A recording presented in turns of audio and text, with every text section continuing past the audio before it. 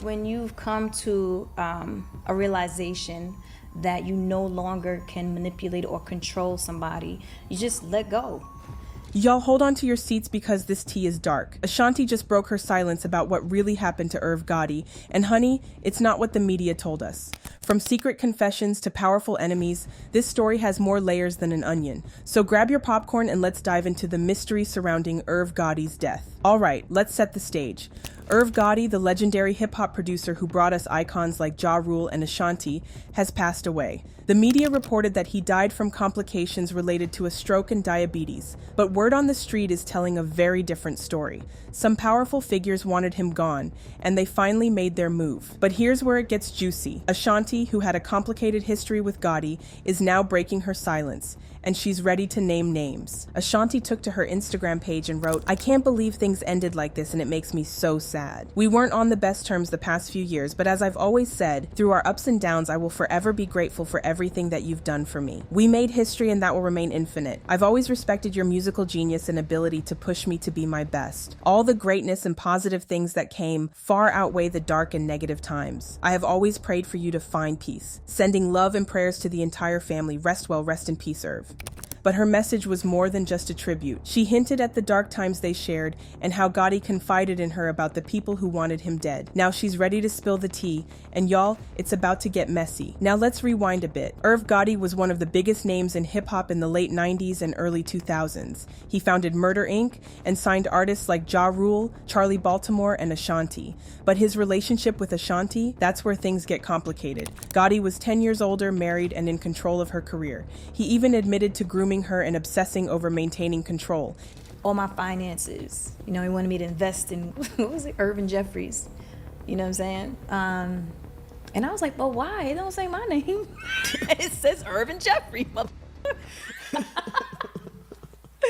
So you can laugh now. Now I can laugh, But when you think about it in hindsight, it is hurtful.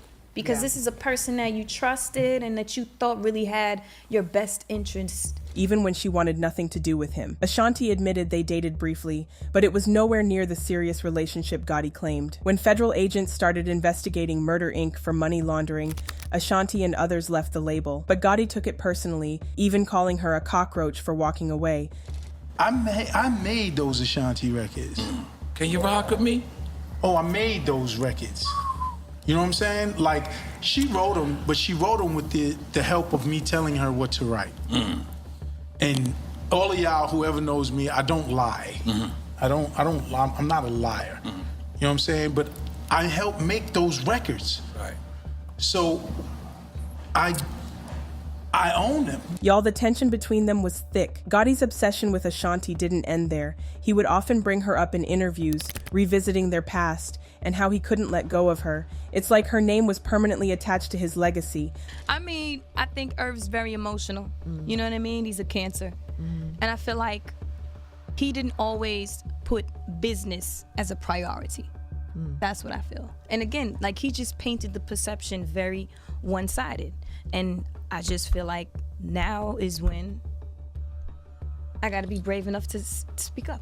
But Ashanti, she moved on and built her own career, leaving Gotti and his drama behind. Despite all the drama, Ashanti always showed respect for Gotti's musical genius. She acknowledged the role he played in her career, even though their personal relationship was toxic. I feel like sometimes when a man feels like he's losing control and he can't manipulate, and he can't dictate, and he can't tell you what to do with your finances, and he can't, control, where you go and who you're with. And, I think that gets to a man's ego. So then he turns to bashing, and he turns to intimidation, and he turns to, try to make you look bad.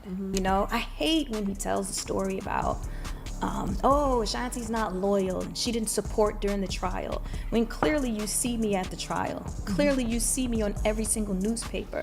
Clearly, I was shooting John Tucker Must Die in Canada. Ironically, we're in Canada right now. I could actually pull up video of you and I doing an interview.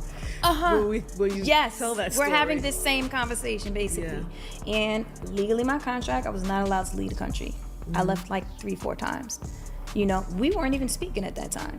but I left because I was supportive. But now, with his passing, she's ready to reveal the darker side of his life, the side that involved dangerous people and unfinished business. But here's where it gets even crazier. Before his death, Ashanti and Gotti had one last encounter. She was trying to buy back the masters to her music, but Gotti, still holding a grudge, refused and sold them to a French billionaire instead.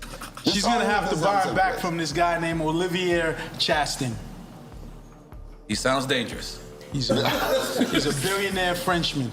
Okay. And he's my guy, and I'm entering a deal with him for a lot of money. We're supposed to make some noise for that. I believe we gotta make some noise for that.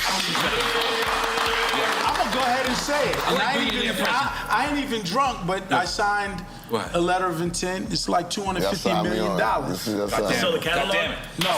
No, not just the catalog. I like rich French people. Not just the catalog, The IP? but to give me funding for visionary ideas. But during that meeting, Gotti opened up to Ashanti about his struggles and revealed that some powerful people wanted him dead. Now, Gotti had ties to dangerous people for a long time. He was linked to a drug cartel and even accused of helping them launder money. Inside sources say Ashanti believes the cartel blamed Gotti for disrupting their operations, leading to the arrest of key members. And now, she's ready to call out the people she believes had something to do with his death. Ashanti's decision to speak out is bold, but it's also risky. The cartel is not to be played with, and exposing their involvement could put her in danger. But Ashanti seems determined to honor Gotti's memory by revealing the truth. She feels it's the only way to pay her final respects to him. Now, let's talk about the fallout. When news of Gotti's death broke, the internet was flooded with condolences. But 50 Cent, he shocked everyone with a post of him smoking on a hookah, captioned, "I'm smoking on dat Gotti pack, now God bless him, LOL." Y'all, the internet went wild. Ashanti's tribute, on the other hand,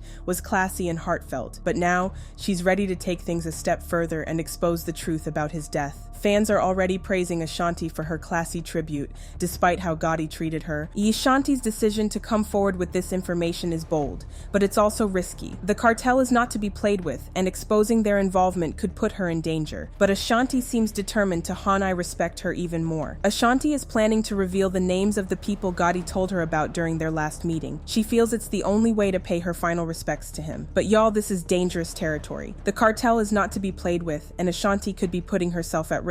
Some are saying she should pass the names to the feds instead of going public, but Ashanti seems determined to speak out. Fans are already praising Ashanti for her classy tribute, despite how Gotti treated her. Now, let's see what the fans are saying. Dude was a 30-year-old married man preying on an 18-year-old Ashanti and obsessed with her since, and was still chasing after young girls in their early 20s, thinking they wanted to be with his old ass just for him. People keep saying stop disrespecting him when he is gone, but when he was alive, people didn't stop him for disrespecting Ashanti at all the stuff he did to her. And now look at him gone, Smh, like she said. No matter what they went through, she will always be grateful that she made it this far. But she will always give him credit when it come down to music. So, here's the big question. Did the cartel have something to do with Irv Gotti's death, or is this all just speculation? And is Ashanti right to expose the names, or should she let the feds handle it? Let me know what y'all think in the comments below.